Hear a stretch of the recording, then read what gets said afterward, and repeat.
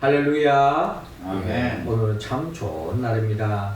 하나님은 항상 우리의 예배를 가장 기쁨으로 받으시고 또한 영광을 받습니다. 하나님께는 영광이요 우리 모두에게는 하나님의 은혜와 은총을 받아서 한 주간도 영원한 천국을 소망할 뿐만 아니라 이 땅에서 그 하나님 나라를 침노하고 하나님 나라를 매일매일 살아가는 우리 모두가 되기를 주의 이름으로 축원합니다. 아멘. 예수님께서 인간의 몸으로 이 땅에 오셔서 예수 임마누엘 그리스도의 이름으로 이 땅에 오셨습니다. 그러나 예수님은 나이 30이 될 때까지는 그냥 자연인으로서 한 가정의 아들로서의 삶을 살았습니다.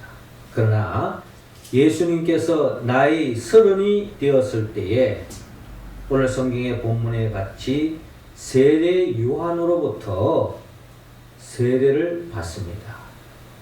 그래서 오늘은 주님의 수세주일로서 예수님이 세례를 받는 그날을 기념하여서 오늘을 수세주일로서 우리가 예배를 드리고 있습니다.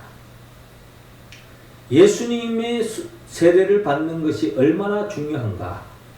예수님이 세례를 받고 난 이후로부터 예수님은 더 이상 개인적인 또 사적인 삶을 사지 않고 공적인, 즉 하나님의 아들로서 하나님의 나라를 확장하기 위해서 결단하고 공생애가 시작된 것이 바로 예수님이 세례를 받고 난 이후에서부터 시작되었다는 것입니다. 그런 의미에서 볼 때에 예수님의 세례는 우리에게 많은 교훈을 안겨주고 있습니다. 자, 그런데 예수님께서 세례를 받으실 때에 하늘에서 하나님의 음성이 들려옵니다. 그 음성이 뭔고 하니 오늘 본문에 보면 너는 내 사랑하는 아들이라 내가 너를 기뻐하노라 라고 하나님께서 친히 말씀하고 계십니다. 저는 이 말씀을 들을 때에 하나님께서 예수님에게만 아니라 우리도 하나님의 자녀이기 때문에 우리 한 사람을 한 사람을 향하여서 너는 내 사랑하는 아들이라 너는 내 사랑하는 딸이라 내가 너를 기뻐하노라 라고 하는 하나님의 마음을 협조하게 하는 하나님의 마음에 기쁨을 줄 수 있는 우리가 된다면 이것이야말로 더 없는 행복이요 기쁨이 아닐 수 없습니다.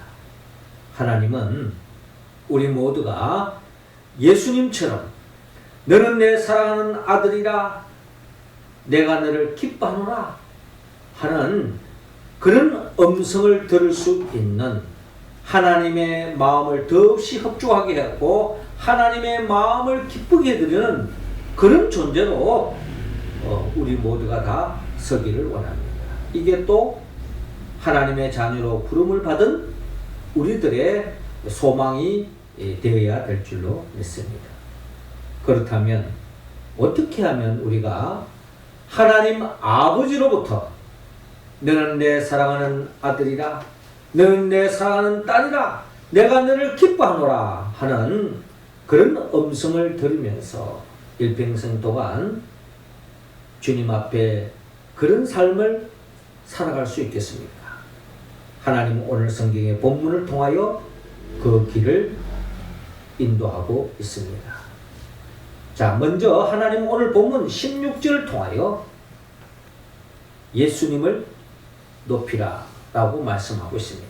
자, 16절 말씀 우리 같이 한번 읽어봅시다. 시작. 요한이 모든 사람에게 대답하여 이르되 나는 물로 너희에게 세례를 베풀거니와 나보다 능력이 많으신 이가 오시나니 나는 그의 신발끈을 풀기도 감당하지 못하겠노라. 그는 성령과 불로 너희에게 세례를 베푸실 것이요. 아멘. 자, 오늘 본문 누가복음 3장 15절을 이렇게 시작하고 있습니다. 백성들이 바라고 기다림으로 모든 사람들의 요한을 혹 그리스도신가 심중에 생각하니 라고 기록되어 있습니다. 여기서 백성들은 이스라엘 백성들을 이야기하고 있습니다. 자, 이스라엘 백성들이 바라고 기다리는 바가 있었다. 고대한 바가 있었다.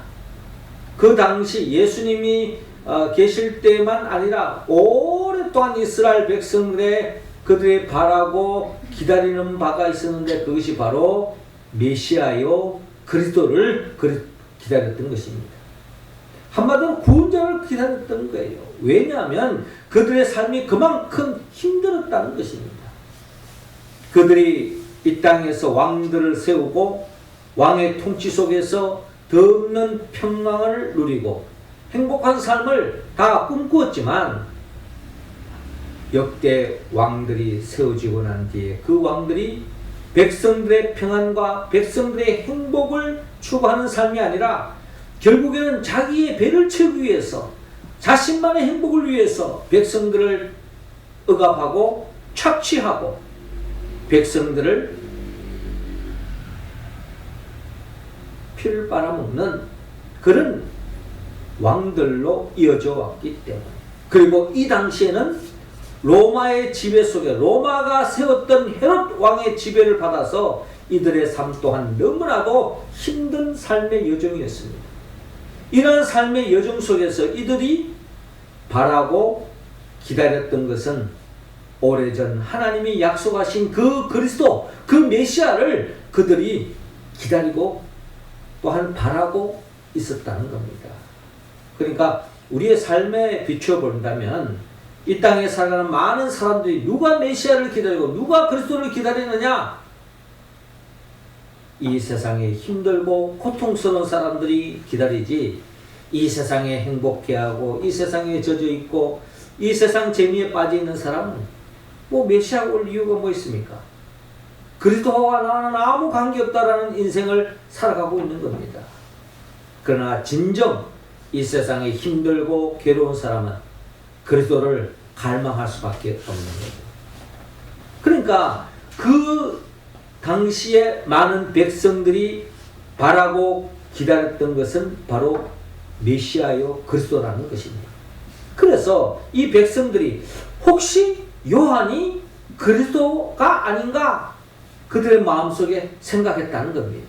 왜냐하면 이 세례 요한이야말로 광야에 외치는 자의 소리로서 이 세례 요한이 그 당시에 많은 어려운 민중들의 어떻게 보면 구약의 관점에서 볼 때에 마지막 선지자로서 그들의 죄의 문제를 해결해 주기 위하여 물로 세례를 베풀면서 그들에게 희망을 안겨주면서 회개하라 천국이 가까웠느니라 말씀했을 때에 혹 이 세례 요한이 우리가 그렇게 기다리던 구원자 그리스도 메시아가 아닌가 라는 생각에 들게 되었던 것입니다. 자, 이런 생각에 많은 사람들이 빠져 있는데 이때에 요한의 이런 생각에 빠져 있는 백성들을 향하여 16절에 이렇게 말합니다. 요한이 모든 사람에게 대답하여 이르되 나는 물로 너희에게 세례를 베풀거니와 나보다 능력이 많으신 이가 오시나니 나는 그의 신발끈을 풀기도 감당하지 못하겠노라. 그는 성령과 불로 너희에게 세례를 베푸실 것이요 라고 말씀하고 있습니다. 한마디로 세례 요한이 지금 많은 사람들로부터 혹시 세례 요한이 그리스도가 아닌가 메시아가 아닌가 라는 생각을 가졌다는 것은 그만큼 세례 요한은 사람들의 주목을 받고 사람들의 인기가 많았다는 것입니다. 여러분, 우리가 이 세상을 살아가는 데 있어서 많은 사람들로부터 주목을 받고 많은 사람들로부터 좋은 인기가 높아져 가고 또 존경하고 또 나를 따르는 사람이 많다면 이것이야말로 우리의 삶의 큰 행복이라고 이야기할 수 있을 것입니다. 이처럼 세례 요한도 우리와 같은 동일한 사람이기 때문에 사람들로부터 관심을 가지고 사람들로부터 존경을 받고 사람들이 따르고 추앙했을 때, 인기가 많았을 때에 세례 요한은 그도 사람인지라 아마 흐뭇했을 것입니다. 그런데 여러분, 오늘 본문에 보면 세례 요한은 자기를 향하는 그 인기, 자기에게 관심을 갖는 그 사람들의 그 관심을 자기애들의 자신에 향하는 것을 부담스러워했습니다. 왜냐하면 자기 자신이 부족하고 겸손한 그런 세례 요한이라기보다도 세례 요한이 정말 자기 자신이 비교할 수 없는 진정한 메시아 그리스도가 이 땅에 오셨기 때문에 자기를 주목하지 말고 예수님께 주목하기를 세례 요한은 바라고 있는 것입니다. 그래서 세례 요한은 이렇게 표현합니다. 나는 물로 너희에게 세례를 베풀거니와 나보다 능력이 많으시니가 오시나니 나는 그의 신발끈을 풀기도 감당하지 못하겠노라. 그의 신발끈을 풀기도 감당하지 못하겠노라 하는 이 말씀은 나는 그분에 비한다면 나는 아무것도 아니다. 나를 주목하지 마라. 그리고 세례 요한은 그 사람들의 인기에 연연하지 않습니다. 거기에 관심보다는 이 땅에 하나님의 뜻이 이루어지기를 원하고 오랫동안 기다려왔던 그 그리스도 메시아가 예수라는 것을 그가 알았기 때문에 그분을 높이는 데 힘쓰고 있는 세례 요한을 바라볼 수 있습니다. 그리고 또한 세례 요한은 이렇게 표현합니다. 그는 성령과 불로 너희에게 세례를 베푸실 것이요 라고 말합니다. 자기는 물로 세례를 베푸고 있는데 예수님은 성령과 불로 세례를 베풀어 주실 것이라는 겁니다. 세례 요한의 세례는 물 세례로서 백성들의 죄를 깨닫게 해주고 죄를 씻어야만이 하나님 나라를 회복할 수 있다라고 하는 어떻게 보면 구약의 율법적인 말씀의 연장선으로 사역을 감당하고 있는 것입니다. 그러나 이 죄는 근원적으로 해결할 수 없다는 겁니다. 마치 구약에 소를 잡고 양을 잡고 죄의 문제가 순간적으로 씻어지는 것 같지만 또 죄를 범하고 끊임없이 양의 피를 흘려야만이 죄사함을 받을 수 있는 그런 반복적인 삶의 연속이었는데 성령과 불로 세례를 받아야만이 진정 죄와 육성과 세상과의 싸움에서 이길 수 있고 마귀와의 싸움에서 진정 이길 수 있는 유일한 길은 불과 성령으로 성령과 불로 세례를 받아야만이 가능하기 때문에 그 불과 성령과 불로 세례를 주시는 예수님이야말로 진정한 그리스도임을 증거하고 있는 것입니다. 세례 요한은 자기 자신은 아무것도 아니고 진정 성령과 불로 세례를 줄 죄의 문제를 완전히 해결해 줄 그 예수님께 주목하기를 원하고 그 예수님을 높이고 있는 세례 요한을 바라볼 수 있습니다. 세례 요한은요, 요한복음 3장 30절에 이렇게 말합니다. 그는 흥하여야 하겠고 나는 쇠하여야 하리라. 여러분, 이 세상에 많은 사람들은 남을 짓밟고 깔아뭉개서라도 자기 자신을 돋보이려고 하고 자기를 높이려고 하는 것이 이 세상 사람들의 속성이라면 속성입니다. 그런데 세례 요한은 나는 쇠하여야 하고 그는 흥하여야 하리라. 예수님을 높이는데 힘쓰는 세례 요한을 바라봅니다. 난 아무것도 아니다. 내가 아무것도 아니라도 좋다. 예수님을 높이는데 전심전력으로 힘쓰는 세례 요한을 바라볼 수 있습니다. 이런 세례 요한을 향해서 예수님께서 누가복음 7장 28절에 여자가 낳은 자 중에 요한보다, 즉 세례 요한보다 큰 자가 없도다 라고 말합니다.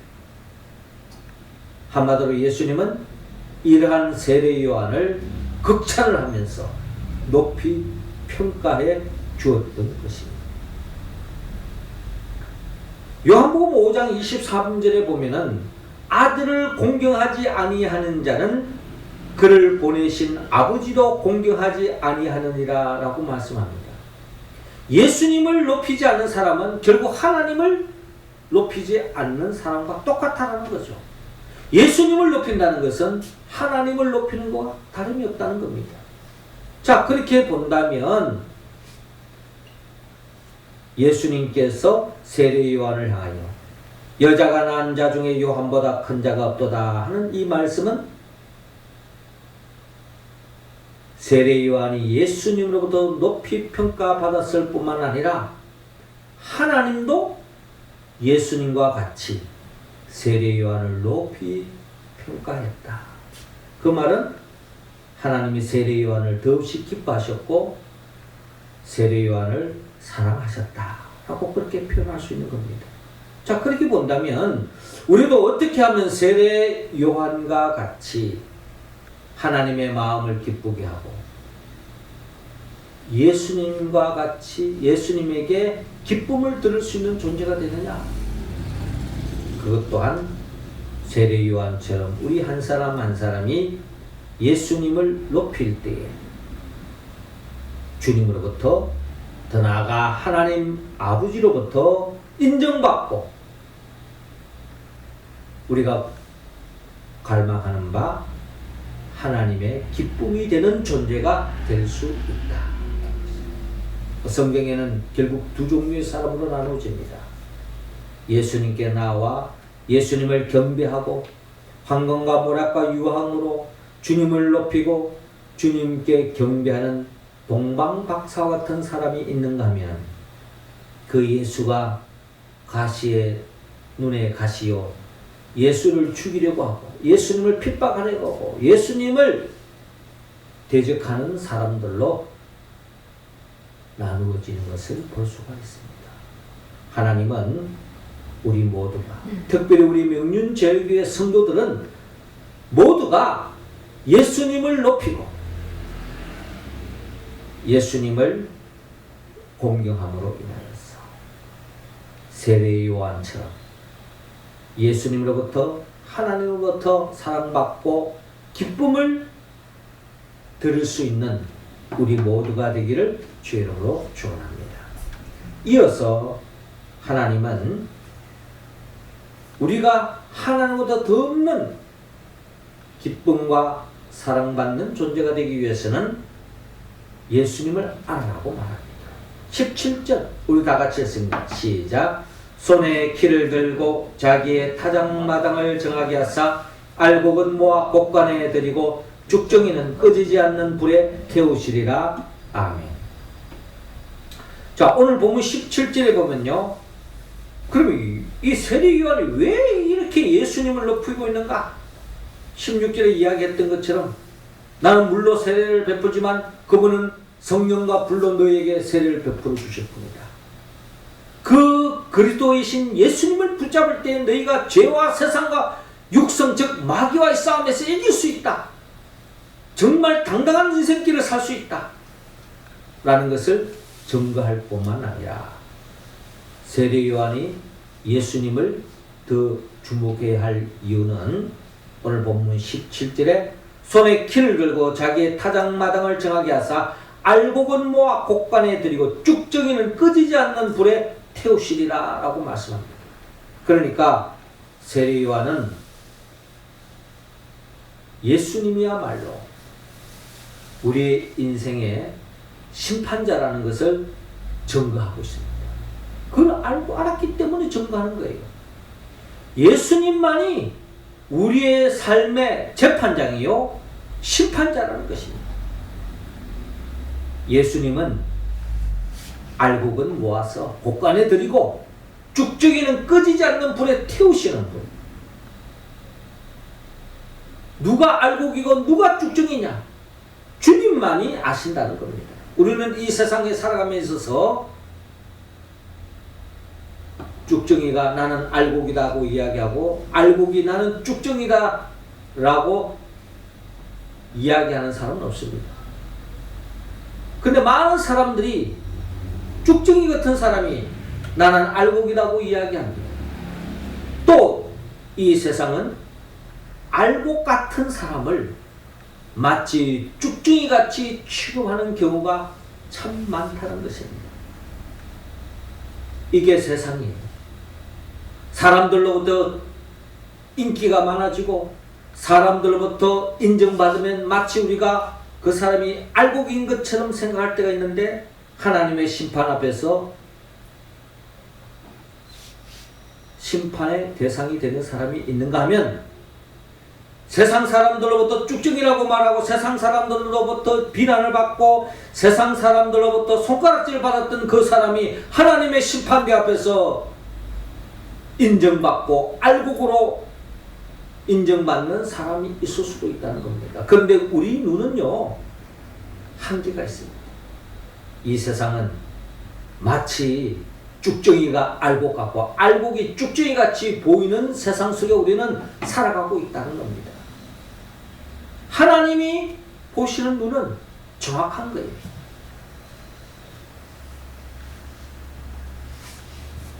오늘 본문 누가복음 3장 19절에서 20절을 보십시오. 19절을 보면 분봉왕 헤롯은 그의 동생의 아내 헤로디아의 일과 또 자기가 행한 모든 악한 일로 말미암아 요한에게 책망을 받았다. 그 위에 한 가지 악을 더하여 요한을 옥에 가두었다. 여러분 오늘 이 헤롯 왕과 요한을 볼 때에 그 당시 헤롯이 마치 자기가 이 세상의 심판자인 것처럼 세례 요한을 누명을 덮어씌워서 감옥에 가두고 헤롯이 세례 요한의 목을 베는 죽여버리는, 그래서 마치 헤롯 왕은 정의로운 사람이고 세례 요한은 죄를 범했는 것처럼 보이는 것이 이 세상 논리요 그 당시 세상의 잣대라는 것입니다. 그런데 여러분 하나님의 심판대 앞에 가면 어떻게 판단되어질까요? 헤롯 왕은 하나님의 심판의 대상이 될 수밖에 없고 세례 요한은 알곡으로 하나님으로부터 칭찬받을 수밖에 없을 것입니다. 그럼 우리는 아직도 이 세상에 연연하고 이 세상 가치관과 이 세상 인기에 연연하며 살아갈 때가 많습니다. 사람들의 부름, 사람들의 존경, 그것이 다가 아니라는 거예요. 결국 헤롯 왕은 하나님의 심판의 대상이 될 수밖에 없습니다. 이스라엘 백성들이 이스라엘 민족으로 형성되기 전에 야곱의 자손들이 결국에는 애굽 땅에 갔잖아요. 애굽 땅에서 그들이 제일 처음에 안착할 때는 너무나도 기근 속에 어려움을 겪다가 애굽에 가가지고 바로를 배려 속에서 더없이 행복한 삶이 시작되었습니다. 그 바로가 안겨주는, 애굽이 안겨주는 그 풍요 속에 살았습니다. 그래서 이스라엘 사람들은 바로를 잘 섬기고 바로의 말만 잘 따르면 이 땅에서 영원히 행복하게 살 걸로 생각했습니다. 그런데 그 결과는 어떻게 됐습니까? 시간이 갈수록 바로의 노예 생활로 전락되고 말았고 끊임없는 억압과 착취 속에서 그들은 하나님 앞에 부르짖고 기도하면서 이 고통의 자리에서 우리를 건져달라고 기도할 수밖에 없는 삶으로 전락되고 말았습니다. 바로를 잘 섬기면, 이 세상 논리를 잘 따르면 행복할 줄로 생각했는데 결국에는 바로의 세상의 노예 생활로 전락되고 말한 것이 이스라엘 백성들이에요. 하나님은 이스라엘 백성들을 부르신 이유는 세상 질서를 잘 따라서 영원히 행복이 보장되는 그런 존재가 아니라는 것을 하나님께서 일깨워 주신 겁니다. 하나님의 백성은 하나님을 잘 섬기고 하나님의 영광을 위하여 살 때에 참된 행복이 있다는 것, 그것이 진정한 행복이라는 것을 일깨워 주기 위해서 이스라엘 백성들을 출애굽시키고 가나안 땅으로 모세를 중심으로 인도해 가는 거예요. 그 과정 속에서 하나님의 뜻을 따르고 하나님 말씀에 순종하는 이스라엘 백성들은 홍해라고 하는 물을 통과하면서 하나님의 구원을 맛봅니다. 그러나 이 하나님의 뜻을 거스리고 대적했던 바로와 그 군대는 어떻게 됐습니까?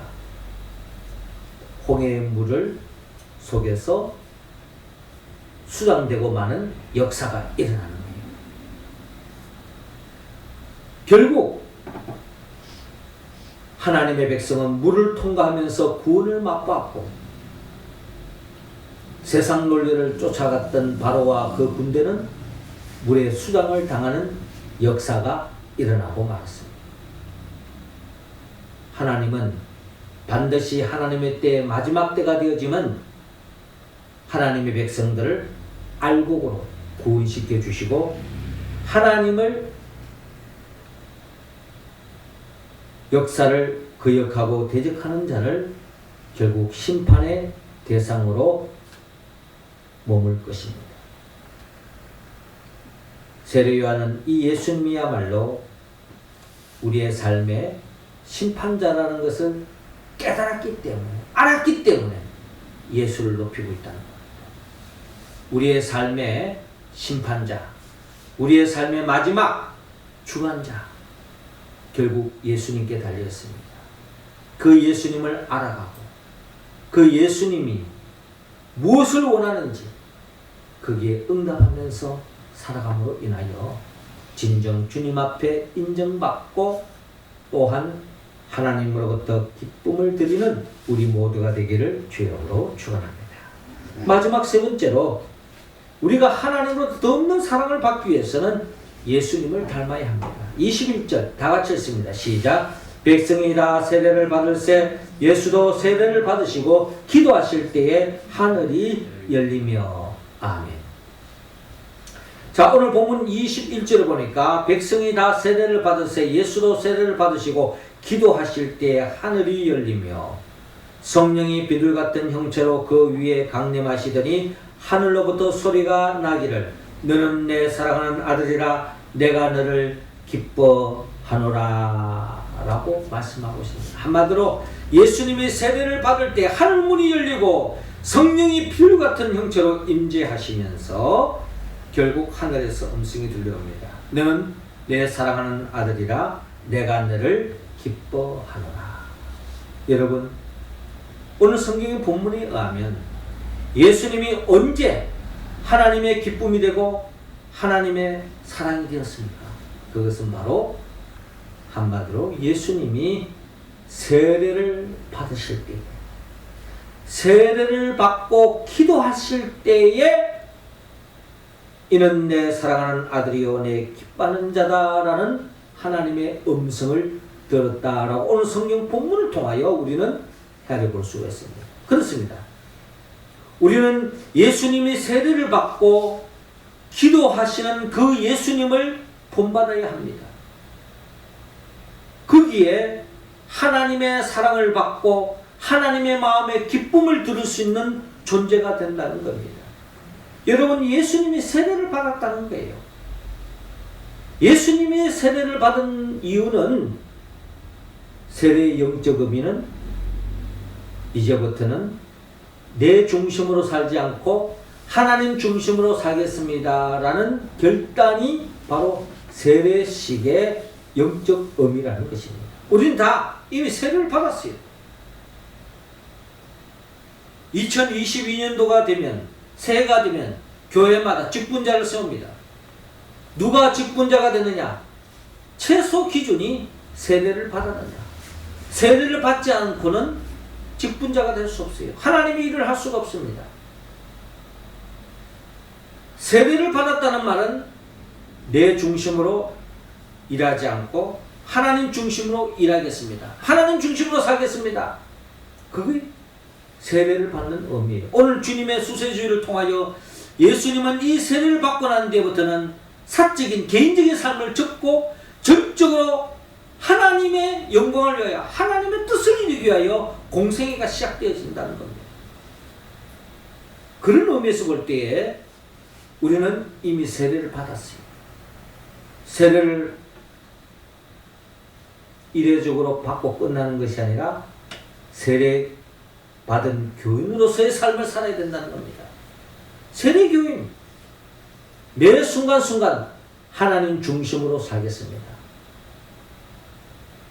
이 결단이 세례식에서 했던 것처럼 그 결단이 계속 지속되기 위하여 주님은 또한 기도했다는 겁니다. 왜?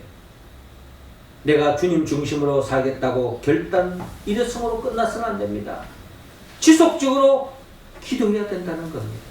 그래서 예수님의 그 기도의 내용은 철저하게 나의 원대로 마옵시고 아버지의 뜻대로 하옵소서 하는 것이 바로 예수님의 기도의 모델이라는 것입니다. 세례 교인들은요, 예수님의 이런 기도를 본받아야 됩니다. 교회에 처음 나온 사람은 예수님, 제 병을 고쳐주세요. 예수님, 제 돈 많이 벌게 해주세요. 예수님, 내가 취업하게 해주세요. 예수님, 나 시집가게 해주세요. 장가가게 해주세요. 예수님, 나 성공하게 해주세요. 진급하게 해주십시오. 집 사게 해주십시오. 뭐 이런 기도를 합니다. 이거는 우리가 이 세상을 살아가는데 나름대로 필요이기 때문에 그런 기도를 통해서 주님을 만나고 주님을 의지하고 주님을 만나는 동기가 됩니다. 그러나 최소한 세례 교인들은 이런 기도에 머물러서는 안 되겠죠. 세례 교인의 기도의 내용은 세례 받았을 때에 결단했던 것처럼 주님, 하나님 중심으로 살겠습니다. 하나님, 오늘도 아니 내일도 주님 오시는 그날까지 나의 원대로 마옵시고 아버지의 뜻대로 하옵소서. 왜? 하나님의 뜻대로 사는 것이 가장 행복된 길이기 때문에, 거기에 생명이 있기 때문에, 거기에 영생이 있기 때문에, 거기에 하나님의 나라가 열리기 때문에 우리는 내 생각을 접고 하나님 아버지의 뜻을 받들고 그 뜻을 따르는 것입니다. 우리가 왜 하나님 뜻대로 살아야 됩니까?